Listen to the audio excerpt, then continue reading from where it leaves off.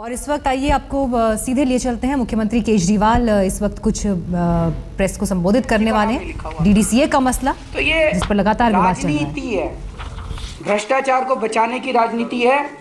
अब इन्होंने अगर ऐसी चिट्ठी लिखी है तो मुझे पूरी उम्मीद है कि राजनाथ सिंह जी जेटली जी को बचाने की कोशिश नहीं करेंगे और इसमें राजनाथ सिंह जी इंटरफेयर नहीं करेंगे। जैसे कि बीजेपी के मार्गदर्शक मंडल ने बहुत अच्छा कदम उठाया।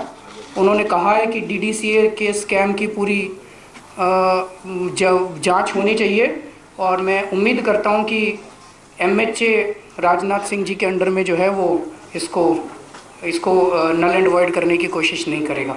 एक गलत खबर जो अखबारों में बार बार प्लांट की जा रही है कि ट्रांसपोर्ट स्कैम जो था वो हाईकोर्ट ने स्टे कर दिया। हाईकोर्ट ने बिल्कुल स्टे नहीं किया, हाईकोर्ट ने स्टे करने से मना कर दिया और वो अभी भी जांच चल रही है।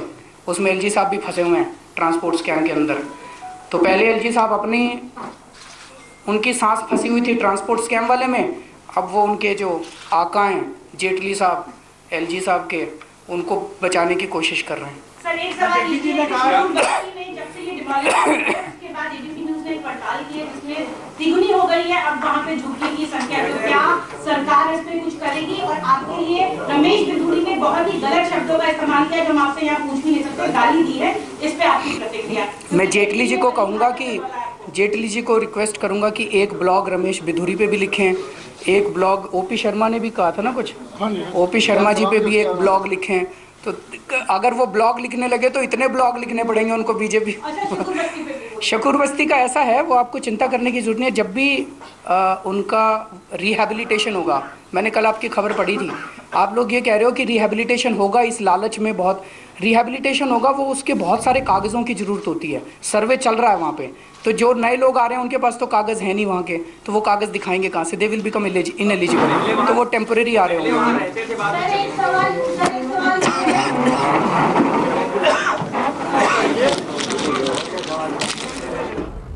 तो प्रेस से बात कर रहे थे मुख्यमंत्री केजरीवाल। आज ही आपको बताएं एलजी ने केंद्र को चिट्ठी लिखी है क्योंकि सीधे सीधे जो जांच कमीशन अरविंद केजरीवाल ने बिठाया था उसको उन्होंने गैर कानूनी बताया है, अवैध बताया, और इसी मसले पर केंद्र सरकार को चिट्ठी एलजी ने लिखी। लेकिन इस पर जवाब दे रहे थे मुख्यमंत्री केजरीवाल और उन्होंने कहा कि हम उम्मीद करते हैं कि गृहमंत्री राजनाथ सिंह इसे नल एंड वॉइड नहीं करेंगे। हम किसी जांच आयोग की जांच जरूर हो जानी चाहिए। आखिर इससे क्यों डर रहे हैं अरुण जेटली? तो एक बार फिर केंद्र सरकार और वित्त मंत्री अरुण जेटली पर हमला यहां पर केजरीवाल ने किया। हमारी संवाददाता पूनम शर्मा इस वक्त जुड़ गई हैं और जानकारी के साथ। पूनम, इस प्रेस कॉन्फ्रेंस के जरिए वो गुजारिश जरूर कर रहे हैं गृह मंत्री से ये कि इस कमीशन को नल एंड वॉइड ना किया जाए, लेकिन इंतजार करना होगा केंद्र सरकार के कदम का। बिल्कुल, देखिए केंद्र और राज्य के बीच में एकदम तलवारें खिंची हुई दिखाई दे रही हैं जेटली के मुद्दे को लेकर। एक तरफ केंद्र सरकार की तरफ से और एलजी की तरफ से जिस तरह की चीजें आ रही हैं उसमें यह है कि बिना परमिशन के दिल्ली सरकार इस तरह की कोई इन्वेस्टिगेशन जो है वो जेटली के खिलाफ नहीं कर सकती। जबकि अभी जो प्रेस कॉन्फ्रेंस सीएम ने की है उसमें अरविंद केजरीवाल का कहना है कि बिजनेस ट्रांजैक्शन रूल के सेक्शन 13 के तहत दिल्ली सरकार इस मामले में जांच करा सकती है। तो कुल मिलाकर अब ये देखना होगा कि कानूनी पचड़ों में जो ये चीज फंसी हुई है उसमें क्या सरकार के पास, दिल्ली सरकार के पास, जिस तरह से आज केजरीवाल बता रहे हैं, उन कानून के तहत क्या वो जांच को आगे बढ़ा सकती है या फिर एलजी की तरफ से कोई परमिशन उन्हें मिल पाती है, या फिर अगर परमिशन नहीं मिलती है तो ऐसी सूरत में फिर जो जांच दिल्ली सरकार करेगी उसकी कितनी वैलिडिटी होगी? ये तमाम बड़े सवाल हैं।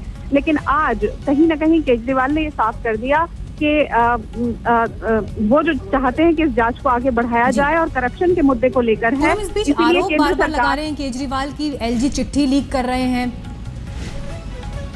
बिल्कुल, क्योंकि पत्रकारों की तरफ से जब सवाल पूछा गया और कहा गया कि इस तरह की खबरें आ रही हैं उस पर आपका क्या तर्क है, तो उनका ऐसा कहना था कि एलजी ऑफिस की तरफ से ही ये तमाम खबरें लीक की जा रही हैं मीडिया को और वो अपने पद का दुरुपयोग कर रहे हैं। साथ ही उन्होंने केंद्र सरकार पर भी निशाना साधा, ये कहते हुए कि वो एलजी के थ्रू एलजी का मिसयूज कर रहे हैं इन तमाम चीजों पर।